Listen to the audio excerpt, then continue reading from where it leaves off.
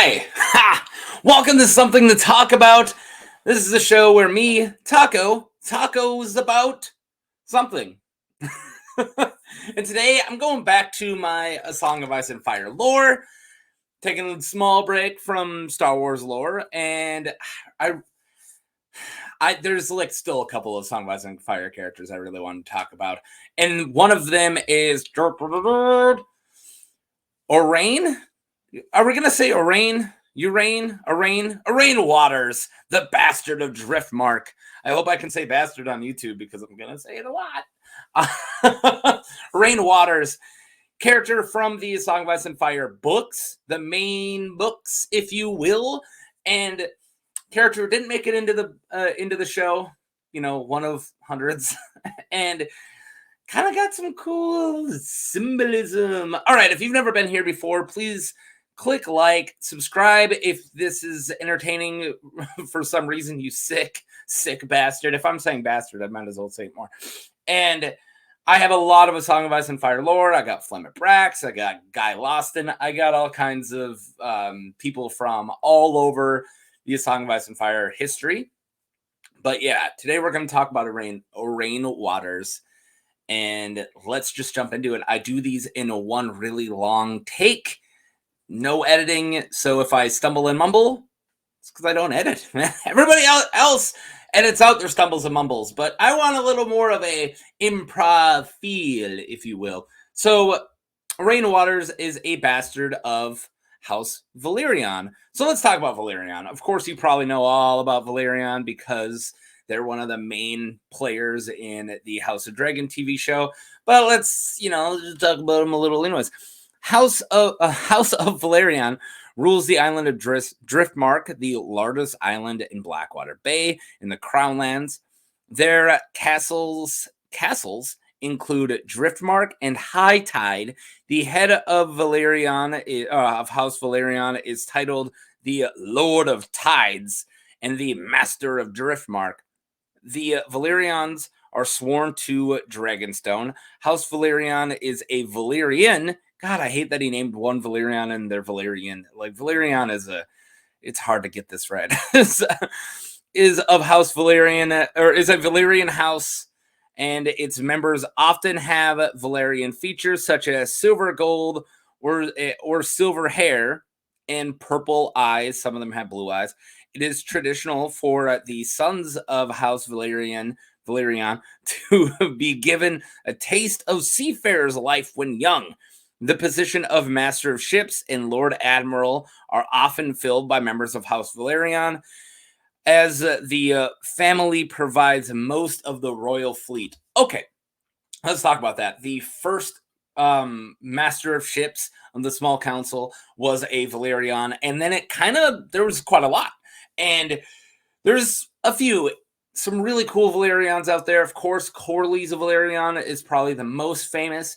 And I'm not going to talk about how the show changed them to be in black. It doesn't bother me. As long as they have the silver hair. They don't have the purple eyes, all right? And that still bothers me. They should have purple eyes.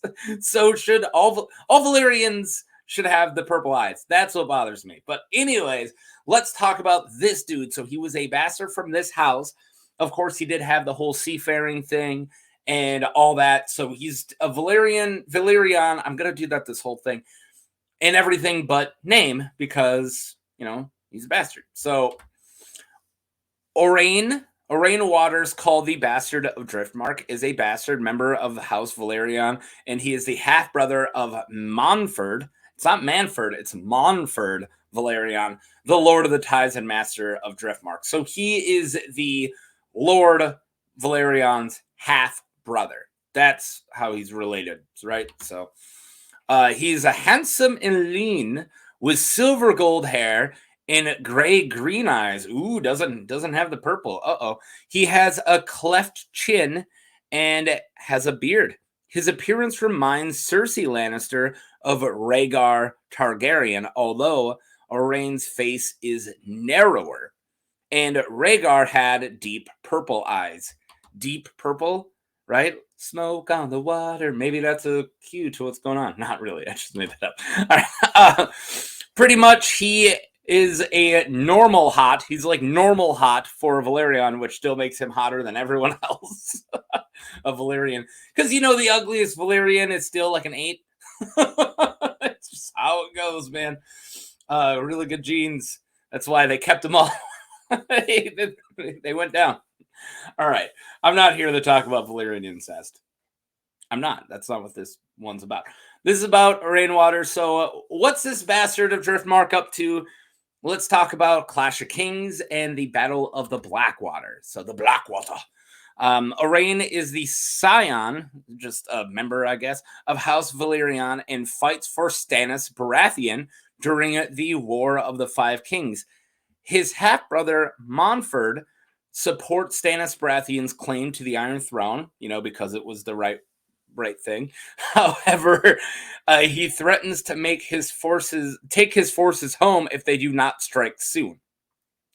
Montford wants Stannis to sail to Dragonstone, from Dragonstone to King's Landing to challenge King Joffrey, but Stannis instead sails to Shipbreaker Bay against his brother, Renly Baratheon. So we already see him that Oraine's half-brother is like kind of mad with Stannis, like right away. He's like, all right, cool. Let's go get the throne or else I'm bouncing. He's like, all right, we'll sail. Cool. Let's go get the throne. He's like, no, we're going to go and take care of my brother first. But we're passing the Blackwater to go to Shipbreaker's Bay. Come on, let's do the thing. Let's do the thing. And Stannis is like, screw off. You're my bannerman. Just banner. Just be a banner, man. After the Battle of Blackwater, I'm kind of moving over this huge, important thing, right? So Aurane and everybody else who was part of Stannis' fleet, of course, a lot of ships get destroyed. One of the best episodes of the show, if not the best, like top 5 for me, and really great episode. So after the battle, they did a lot of people got executed or had to swear loyalty to Joffrey and things like that because, you know, Stannis lost the Battle of the Blackwater. After the Battle of the Blackwater, Aurane is captured and bends the knee to Joffrey. See, this guy is one of the dudes who bends the knee to Joffrey. What's going to happen? Well, he gets promoted pretty freaking quick.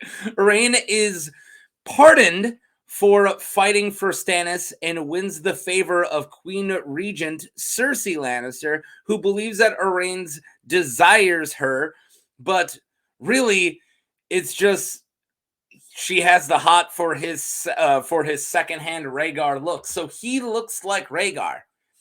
She gives him this massive promotion because he kind of looks like Rhaegar. What? Because he's hot. That's it. He's hot and reminds her of her, like, you know, childhood crush. We'll talk about that more. So he is wins the favor, and because he just looks like Rhaegar, so she grants him to the position of Grand Admiral, formerly the Master of Ships. So he's on King Tommen's small council. He goes from being a traitor, right? He's on Stannis' side, fights in the battle, bends the knee, and as soon as Tywin is dead, Cersei's like, you're in the small council. Whoa. That's a freaking jump. And it's all just because he looks like Rhaegar. This is juicy stuff here. Of course, this dude is no Rhaegar, okay?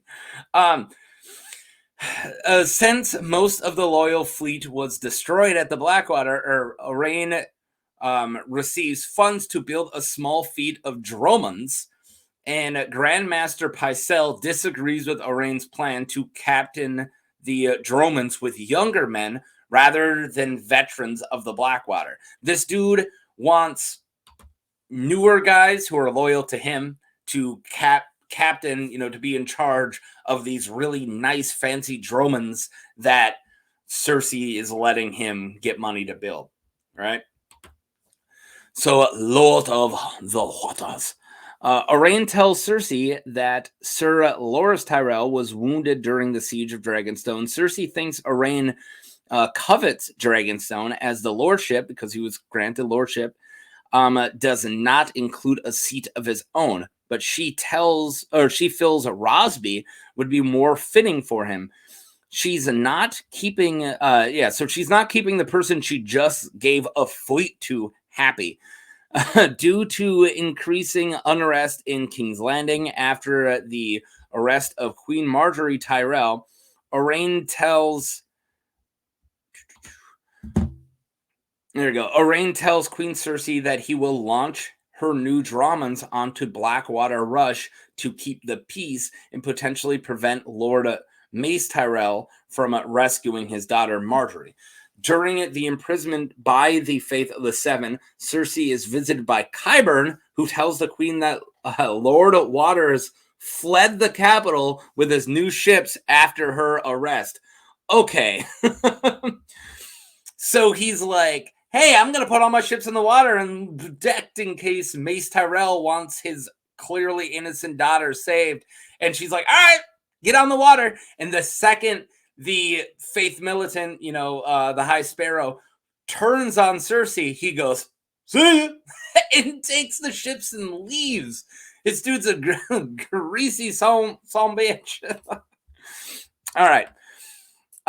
In the Winds sample chapter, so the Winds of Winter sample chapter. So what I'm about to say isn't fully out yet, but it's in one of the sample chapters for Ariane Martell. So Valenna Tullen tells Ariane Martell that a new pirate king has set up on Torturer's Deep in the Stepstones. Hey, you guys know the Stepstones? Valarians love the Stepstones. Styling himself Lord of the Waters, he commands 3 deck warships, like the Dromons. Some readers have theorized that Aurane Waters, with the noble bastard of the Crownlands, with the title of being a play on Waters and the surname of noble bastards from the Crownlands, like Aurane himself, and the traditional title of House Valarion, the Lord of the Tides. So people think that this is a play, Lord of the Tides, but his name is Waters, so it's Lord of the Waters. And I am one of the readers for sure. I absolutely think that Aurane Waters is the Lord of the Waters. I think that he is pirating the Stepstones. For one, Valarians love the Stepstones, as I already said. Corley's had so many summer houses there that he would do war from and stuff. So what happened? So because this dude looks like Rhaegar, she gave him all this power, gave him ships, and then he just bounces the first chance that he can get away from Cersei. She's imprisoned, and he's like, oh, whatever, bye, and gets out, and then becomes this pirate king in the Stepstones. So let's talk about this whole Rhaegar thing and this symbolism. You guys know how I love the symbolism. The Ghost of Rhaegar symbolism. Throughout the last 2 books, after the death of Tywin, Cersei has made bad decision after bad decision, and Aurane Waters is one of them. She named a traitor and a lowborn at that. I got nothing against lowborns, okay? It's just the fact that her doing it pisses people off. Okay, I don't think that bastards are inherently evil like a lot of characters in the books do. Okay, I was born out of wedlock. Well, maybe I'm evil, but I'm not inherently evil. I earned that evil. Just joking. So she names a lowborn onto the small council, an act that angers the rest of the council and alienates powerful people. And why? Why is she making this dumb decision? Because he is hot and looks like Rhaegar. Think about that. Robert Baratheon would make terrible decisions due to his love for the ghost of Lyanna Stark. Cersei hated him for that. But here she goes, doing the same thing because this dude looks like Rhaegar. This is hypocritical.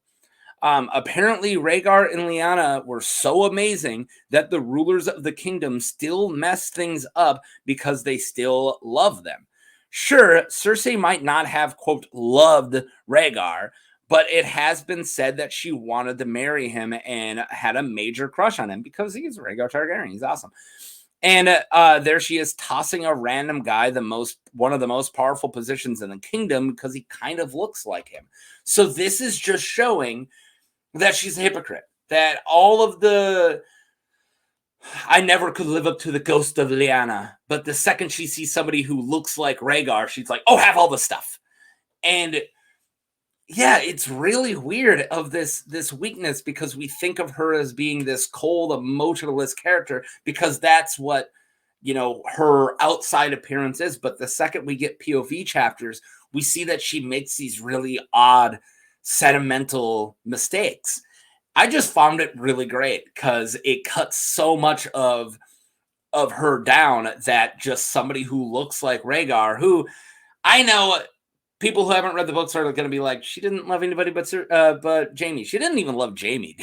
Okay, Jamie loves Cersei. I don't think Cersei's ever loved Jamie. She used her brother, I think.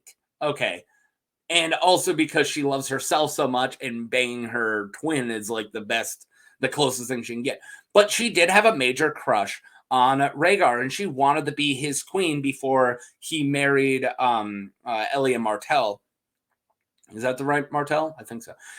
So yeah, it's this really weird, still ghosts of the past, ghosts of ghost of Rhaegar and Lyanna, like still making people make decisions today, like they still ripple. That's it. That's Aurane Waters. Thanks for watching. I wanted to kind of talk about Aurane Waters, and yeah, I hope you enjoyed it. I got at least one more Song of Ice and Fire lore before I move on to something else. But till then, please like, subscribe. If you enjoyed this, go check out all the other stuff. Here is some coming up on the screen right now. And don't entrust your entire fleet to some random dude because you think he's hot. All right.